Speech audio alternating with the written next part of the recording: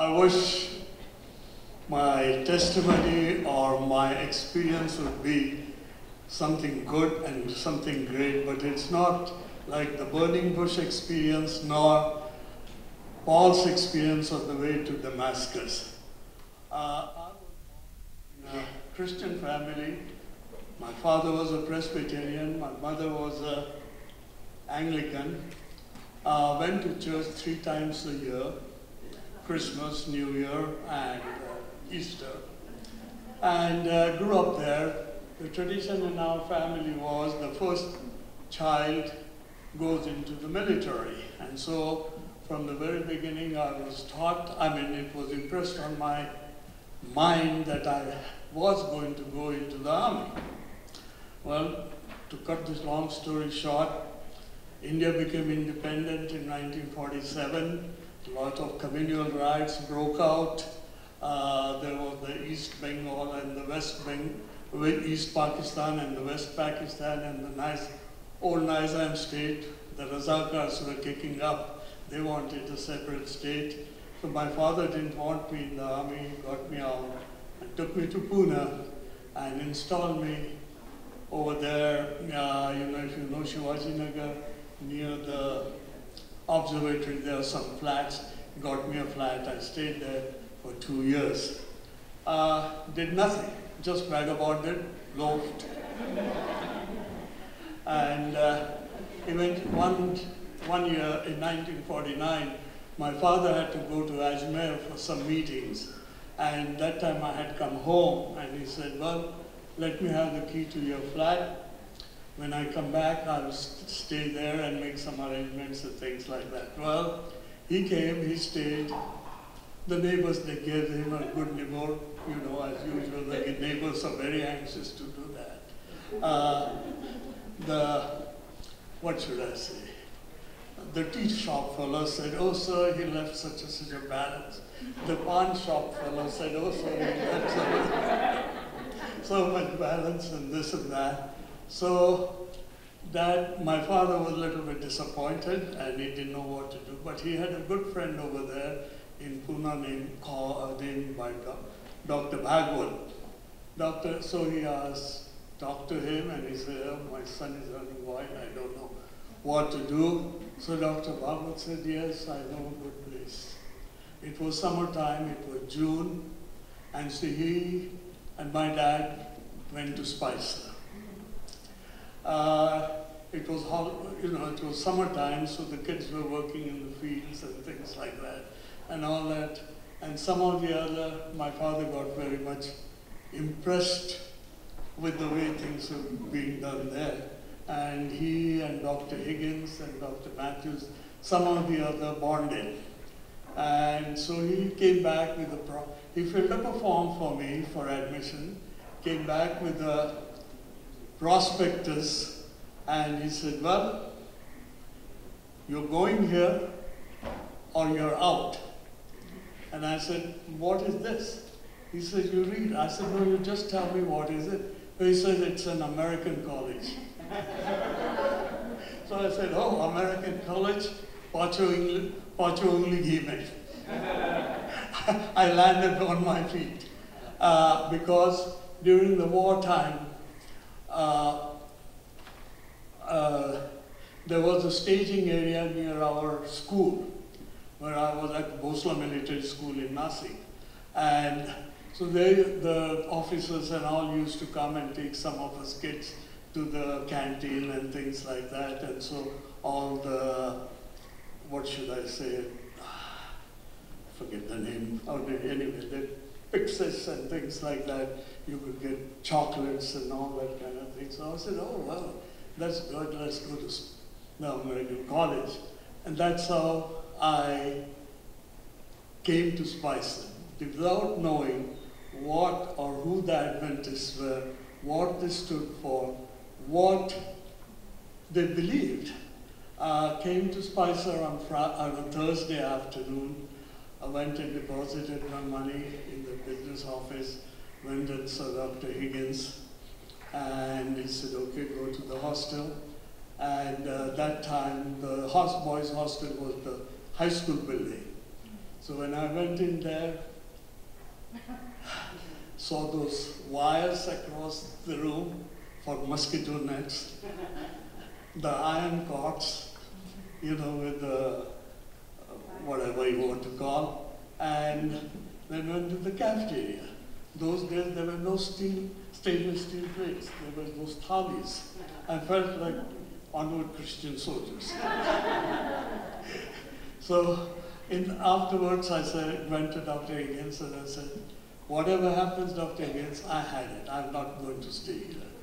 He said, whether my father kicks me out of the house or whatever. He said, well, if you leave today, where will you go? I said, well, I can't go today, I'll have to go tomorrow. So he said, tomorrow is Friday. And if you leave on Friday, when will you get home?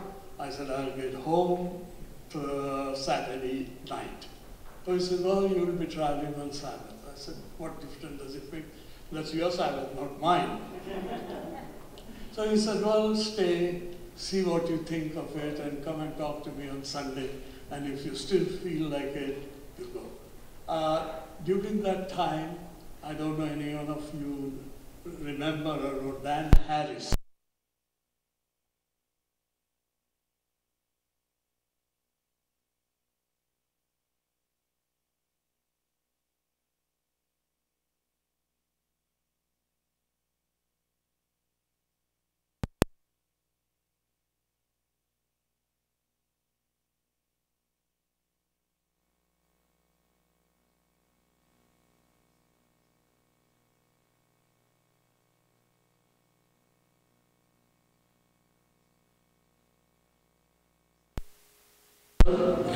The outsiders come here, our standards are so high, and they cannot take that, and they get discouraged and they want to leave.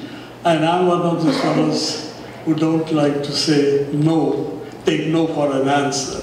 And so I said, okay, old man, I'll stay here for a year and show you I will take it. And that's why I stayed, and I stayed for 6 years.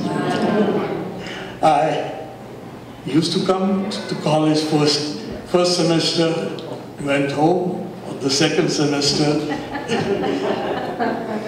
But the school people were good, they kept on taking me back. I wanted to get baptized in 52, but they said no, I could not get baptized. I had to wait and prove myself whether I could this thing. So okay, in 53, of course, my wife and I got friendly, and our people those days were very strong on being unequally yoked. And since she was from Burma and I was from here, and of course I was that time not baptized at this time, so they tried to break us up. Eventually, they had the Burma Union to call her back. That much power this church had those days. And then I was, of course, sent home. My mother's family was in the timber business. We went from old CP and Mera. We used to sort of, you know, get forests, buy forests and timber, cut the timber and sell it. I mean, sell it to the mills. And so I went into that. And we were loading trucks. It was getting late, it was June, and we loaded trucks. And it rained, and you know, the forest road, it only drizzles and the top soil gets a little slippery or wet, but it doesn't go down to the road block. So we started going. There was one guy in front of me. We went round the bend and he skidded. He skidded and went straight into a tree. There were these logs that were chained at the back of the bend, went through kindling string, smashed him against this tree and on the cab of the truck. I was second, I slipped, but fortunately, somehow or the other, my truck went sideways and I went and hit the trees on the side. So the logs and the chains held, and the trees held the truck up. And that was my awakening call. And I said, well, this is enough.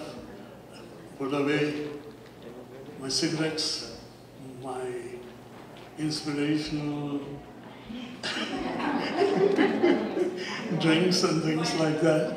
And went back to Spicer. Spicer fortunately accepted me again, and I was able to graduate. There are a lot of experiences. I mean, they say the Lord doesn't lead you by the ear, but in my case, the Lord has really grabbed me by the ear and pulled me all through the things. Experiences are plenty.